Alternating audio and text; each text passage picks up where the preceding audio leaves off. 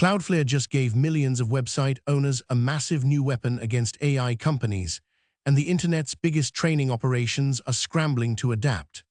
Last week, the web infrastructure giant announced a filtering system that blocks web crawlers used by AI firms like OpenAI, Google, and Anthropic from accessing millions of websites protected by their service. Think of it like someone locking down a library and saying you can't photocopy entire sections to feed your AI models anymore.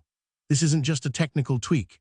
It's a seismic change in the war between AI companies desperate to train the next generation of models and website owners exhausted from having their content harvested without permission or payment. Here's what makes this historic. Cloudflare protects roughly 20% of the internet's traffic. One decision just gave hundreds of thousands of websites a one-button way to say no to AI scrapers instead of manually editing complex server files that most publishers don't understand. Before this, blocking AI crawlers meant touching your robots, TXT file, or configuring obscure settings. Now it's a single toggle in the Cloudflare dashboard. The timing is crucial. AI companies have faced mounting pressure from creators, journalists, and regulators who argue that training on copyrighted content without permission is theft. Publishers are suing, Hollywood is fighting back, and here's what the industry is missing entirely. To understand why this matters, you need to know how modern AI training actually works. Every large language model, whether it's ChatGPT, Claude, or Gemini, gets trained on billions of text samples from the internet. Companies send out automated bots called web crawlers that download entire websites, extract the text, and feed it into training pipelines. It's like having invisible robots copying millions of articles, forum posts, blog entries, and news stories every single day. This process isn't new. Search engines like Google have been crawling the web for decades. That's how they index pages for search results. But AI training is fundamentally different. Search engines crawl your site and return visitors in traffic. AI scrapers grab everything once and never send anything back. They're extracting value and providing zero return. Here's the scale. A single training run for a large language model might use hundreds of billions of text tokens. Think of a token as roughly a word. That's an enormous amount of data. Some comes from public datasets and licensed material, but huge portions come from websites that never agreed to contribute.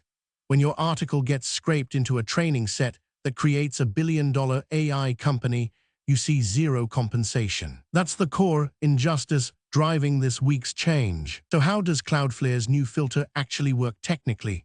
It's elegantly simple but surprisingly effective. The system identifies web crawlers by their user agent strings. These are little ID tags that every crawler sends to a server saying, "Hello, I'm Googlebot," or "I'm OpenAI's crawler." Most legitimate crawlers identify themselves because they want servers to treat them fairly. AI companies do the same thing because it's a common protocol. Cloudflare's new system says, if you're an AI crawler, you're blocked on this site. Sites using the filter can blacklist specific crawlers, the ones from OpenAI, Anthropic, Google's AI division, and others. When one of those crawlers tries to download a page, it gets rejected immediately with an error message. The crawler gets nothing and moves on. The genius is the simplicity. Website owners don't need to understand networking or coding. They just flip a switch and Cloudflare handles the rest. It's like putting a velvet rope at your store entrance and saying we're only open to customers right now, not wholesale buyers. The real trick is that once this gets adopted widely, AI companies face a choice: honor the filter or become IP banned from Cloudflare-protected sites entirely. It's not technically complex, but it's legally and commercially significant. Now here's where it gets real. Which AI companies are actually blocked? The filter targets the big players, OpenAI's crawlers that feed ChatGPT, Google's AI division, Anthropic, and others. These companies have been the most aggressive about scraping the web. They've trained their models on vast portions of the internet without licensing agreements from site owners. Let's talk about OpenAI specifically. The company has been explicit about using web data for training. They scraped news sites, blogs, and creator content to build GPT models. When news organizations like the New York Times discovered their articles were in training datasets, they sued. Same with authors, artists, and photographers whose work fed AI systems worth billions without compensation.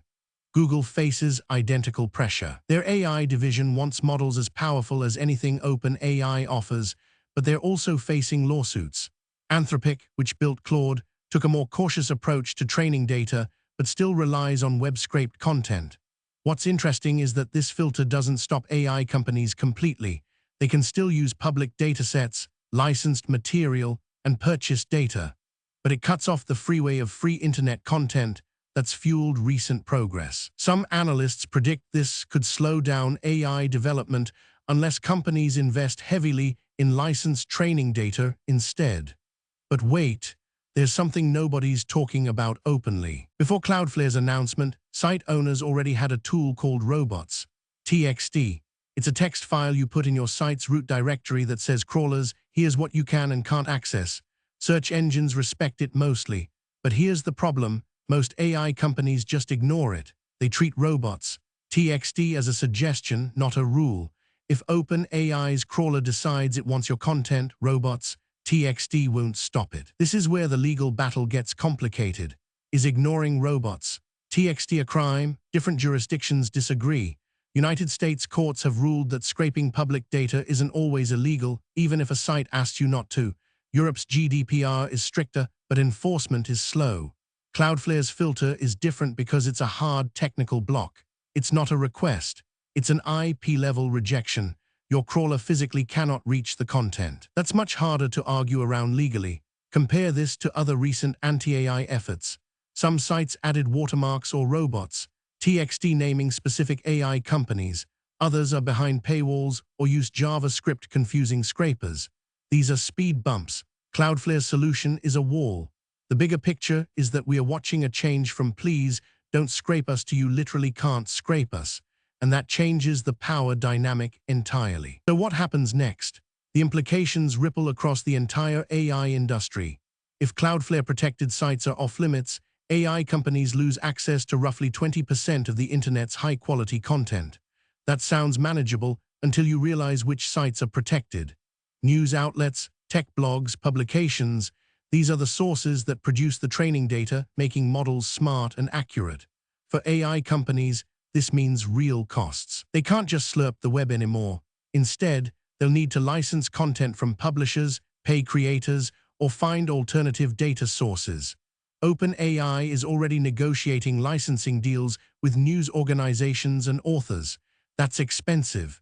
It cuts into margins and requires transparency about what you're training on. There's also a philosophical change happening. For the past 3 years, AI companies argued that scraping was fine because it's research or fair use. Content creators disagreed, publishers sued, and now there's a simple technical tool that forces the conversation. You can't argue about philosophy when your bot gets rejected at the IP level, but here's where it gets complicated. Cloudflare protects big publishers with technical infrastructure. Small blogs can't use it unless they are on Cloudflare. So the outcome might be that major news organizations get protected while independent creators stay vulnerable. The deepest implication, the era of free AI training data is ending. If you run a website and want to opt into this protection, here's exactly how it works. First, your site needs to be protected by Cloudflare. That's free. You sign up, point your domain to Cloudflare's name servers, and you're in the system. Millions of sites already do this because Cloudflare offers DDoS protection and faster loading times. Once you're on Cloudflare, go to your dashboard. Look for the security or rules section. It varies slightly depending on which plan you have. Find the option labeled something like Block AI Crawlers or AI Bot Control. Click Enable. That's literally it. From that moment on, crawlers from OpenAI, Google's AI division, and other major companies get rejected when they try to access your site. You can customize which crawlers to block if you want. Some owners might say, okay, Google crawlers are fine, but block OpenAI. The system is flexible. The important thing to know, this applies to crawlers specifically, not regular human traffic. If someone reads your article in a browser, that works fine. Only automated bots get blocked. The filter respects legitimate traffic. Search engine indexing still works normally. For smaller publishers, this is genuinely empowering. You finally have a simple way to say no to AI companies taking your content without asking. Here's what this week's announcement really means. We are watching the internet's power balance change in real time. For 3 years, AI companies operated with almost no friction. Build something, scrape the web, train a model, make $1 billion. The content creators who actually made the training data possible got nothing. Cloudflare's filter is a pressure valve. It won't stop AI development, not even close, but it forces the conversation. If you want to train a state-of-the-art model, you can't rely on theft anymore. You have to negotiate, license content, respect creators. That costs money, and it's the first real consequence AI companies have faced at scale. The counterargument is legitimate too. Some argue that AI training should be a fundamental right like academic research. They say restricting training data slows progress on beneficial technologies, solving medical problems, or helping humanity.